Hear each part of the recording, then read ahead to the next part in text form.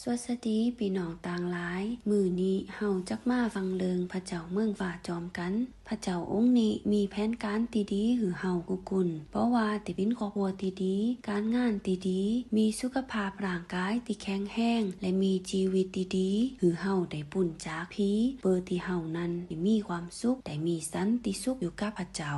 แต่ว่ามันมีเจอหนึ่งมีโต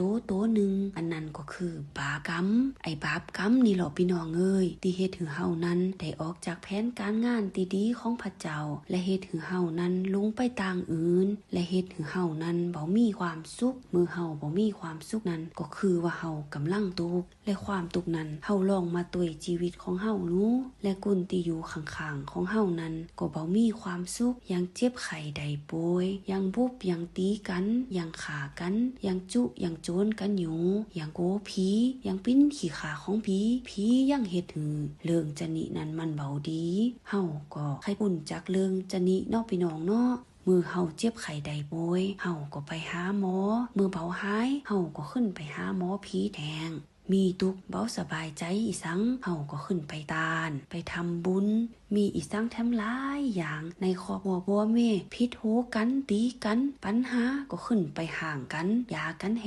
แล้วก็มีอีสังแถมหลายอย่างที่คุณเฮาได้ทุกข์และใครปุ่นจากความทุกข์นี้การแก้ปัญหาของเฮาหลายอย่างหลายต่างนั้นก็เป็นสิ่งดีๆแต่ว่ามันเบาใจจอยหือเฮานั้นปุ่นจากความทุกข์สิ่งที่เฮ็ดถึงเฮาปุ่นจากความทุกข์นั้นก็คือเฮาต้องยอมรับตัวเก่าให้เกินว่าเฮาเบาได้อยู่ในแผนการที่ดีของพระเจ้าเฮาต้องยอมรับว่าเฮาเฮ็ดบาปเฮ็ดผิดเฮามีความบาปเฮาจักยอมรับวิธีที่พระเจ้าที่จอยเฮานั้นก็คือเฮายอมรับว่าองค์เจ้าเยซูนั้นเป็นผู้ที่มาจอยเฮาเอาบาปกรรมของเฮานั้นไปแฟดบ่ซ้ำบ่เซงพระเจ้านั้นฮักเฮาอีดูเมตตาเฮาแล้วก็ฮู้ว่าเฮานั้นจอยตัวเก่าเบาใด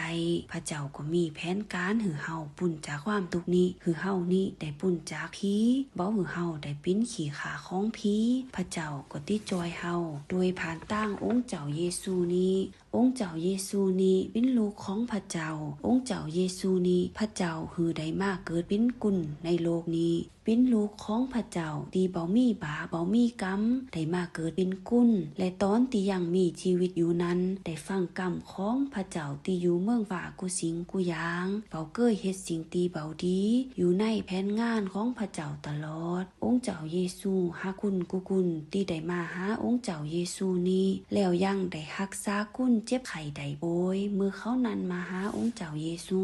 องค์เจ้าเยซูยังได้ฆ่าผีออกจากกุลได้จอยกุลหลายกุลย้อนว่าองค์เจ้าเยซูฮักกุลกุกุลแต่ว่ากุลนั้นได้หักหลังองค์เจ้าเยซูยับองค์เจ้าเยซูเอาไปขาตีเนื้อไม่ว่ามือนั้นและองค์เจ้าเยซูก็ได้เหตุการณ์อัศจรรย์แล้วก็สายหนีสายเวรสายกรรมของเฮาตึงหมดที่การตายขององค์เจ้าเยซูเนื้อไม่ว่ามือนั้นแล้วก็เป็นเหมือนที่องค์เจ้าเยซูได้กล่าวไว้ก่อนตายนั้นว่าข้าอีตายเมื่อแล้ว3 วันตัวข้าก็อีฟื้นขึ้นมาจากความตายนั้นองค์เจ้าเยซูก็ได้ชนะความบาปความตายแล้วก็เอาบาปกรรมของเฮานั้นไปแฟติหมอหน้าลายแล้วลอถ้าเฮายอมรับที่องค์เจ้าเยซูได้เฮ็ดปันเฮานั้นแล้วก็รับเอาองค์เจ้าเยซูเป็นผู้ที่มาจอยชีวิตของเฮานี่ยอมรับว่าองค์เจ้าเยซูได้เอาความบาปของเฮาไปแฟติหมอหน้าลายแล้วลอได้สายนี้สายกรรมแต้นเฮา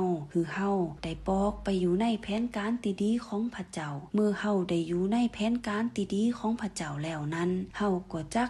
ใครจอยกุนอื่นบ่ว่ากุนที่ฮักเฮาหรือว่าเฮาฮักบ่ว่ากุนที่ปิ้นพี่น้องของเฮาหรือว่ากุนที่เฮาฮู้จักรวมถึงกุนที่เฮาบ่ฮู้จักนั้นออกไปบอกเขาหมู่นั้นที่เขายังมีความบาปความทุกข์ไปห้องไปบอกคือเขานั้นมาหาองค์เจ้าเยซูคือเขาได้ฮู้จักองค์เจ้าเยซูคือองค์เจ้าเยซูได้จอยเขาคือเขาได้ฮู้จักคือเขาได้กลับโตกลับใจมาหาองค์เจ้าเยซูเปิดที่องค์เจ้าเยซูที่เอาความบาปความทุกข์ของเขานั้นได้แฟดไปเหมือนกันกับเฮาที่มืออ้อนเฮานั้นก็ได้มีความทุกข์เฮาก็ได้ปุ่นจากความทุกข์นั้นแล้วลอเฮาก็ไปบอกคนที่เฮาฮักคือเขาได้มาปุ่นความบาปเหมือนเฮาอันนี้ก็เป็นแผนการที่ดีที่พระเจ้ามีกับคนเฮาจูบุจุกุนนั่นเหรอเน้อพี่น้องเน้อ